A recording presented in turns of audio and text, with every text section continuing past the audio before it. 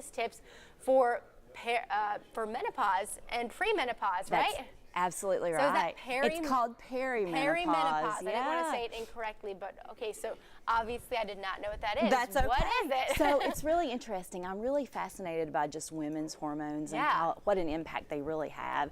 And it's coming up a lot in my counseling sessions, so I really wanted to talk about what is perimenopause. It's really the time in a woman's life leading up to menopause. There's lots of hormonal changes that are happening as we're starting to see estrogen levels decrease, and it can start usually in your 40s, but it can start as early as in your 30s, and it can last for up to 10 years, where you're really seeing these declining hormone changes. There's quite a few symptoms that go along with that. And then that leads to menopause. And the definition of menopause is when you haven't had a period for 12 months, and the average age for menopause is 51, but it can be anywhere in your early 40s to your mid to late 50s. Oh my gosh. But the symptoms that you see with perimenopause can be all over the board. It can be everything from extreme fatigue to hot flashes to weight gain. That's why some people come to see me, to mood swings, irritability, and everything in between. So it's just really interesting the effects that hormones can have, and there's some things that we can do to help. Oh yeah, okay, well give them to us. What can we do? Because I think a lot of women at home are thinking, is that happening to me? If you're in your 30s, even if you're in your 40s, for sure, you're probably having some of these issues. So number one, you want to see your doctor regularly and just make sure that there's not anything else going on, because some of those symptoms can mimic other issues like hypothyroidism, like diabetes, like even depression. So see your doctor, talk about your symptoms.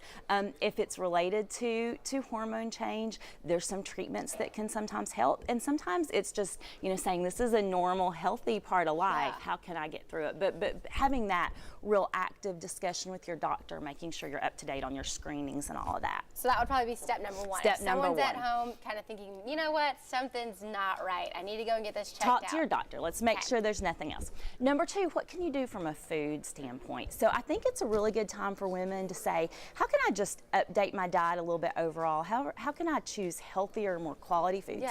The same things we talk about. More focus on vegetables, more focus on fruits, healthy fats, lean proteins. For most people, it is reducing carbohydrates a little bit, especially if weight gain is a concern.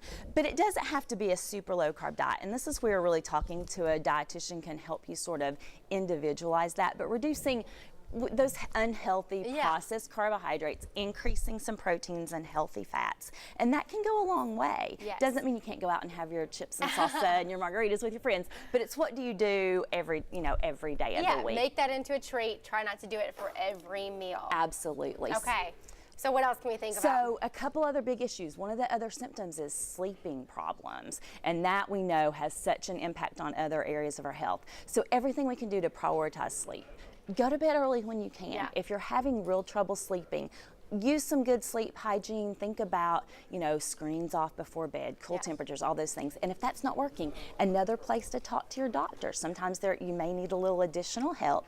And then finally, work on building muscle. This is a time in women's lives that we tend to be losing muscle if we're not doing strength training. That can help boost our metabolism. It can just make you feel better about yourself, and it can really help prevent some of the weight gain that we often see at that time. Angie, I think you hit on so many major points here that I think a lot of women struggle with on a daily basis. Absolutely. Is there anything else we need to keep I think it's one thing just to keep in mind that this is a normal, healthy part of life. It can be a time for women where you're feeling more comfortable in your skin, you're feeling better about yourself. So there's lots of positives, but it's a time, I think, to think about self-care and how can I do some things to take care of myself a little better. That sounds great. All right, well, Angie, thank you so much. You're welcome. Okay, so a lot of information there. We're going to transition now with Knoxville Music Warehouse. It's going to share their top 5 music acts to see around town, including Marilyn Manson. That's coming up in just a little bit. Stay with us.